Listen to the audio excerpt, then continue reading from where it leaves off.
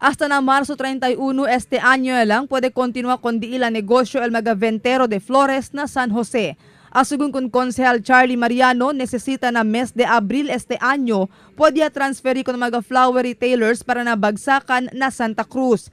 Este para limpia según con el lugar donde presentamente ta ocupa el magaventero de Flores y hindi mas man obstruct con el sidewalk. We welcome the decision of the city government through the city administrator's office to relocate the flower vendors to the Baksakan site.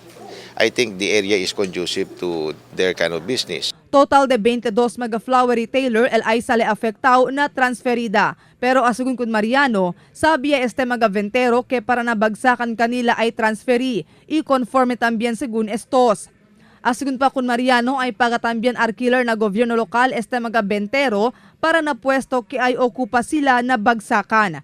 Tiene que ay finaliza memorandum of understanding para el transferida del mga flower retailers para nabagsakan. Tiene kita mga rates that would apply. Sabi sila, sir. Sabi sila. Por eso, el uno también pedimiento del City Council, yan request kita con el legal office in coordination with the city mayor and the city administrator to come out with a set of understandings or agreements between the city government and the retailers para liga na oran no hay habla que no hay sila man agree, everything was agreed upon by both parties.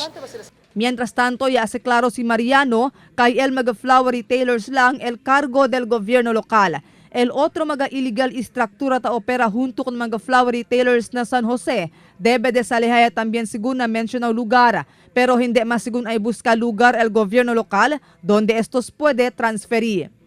Marifita Mayo, Dateline Zamboanga.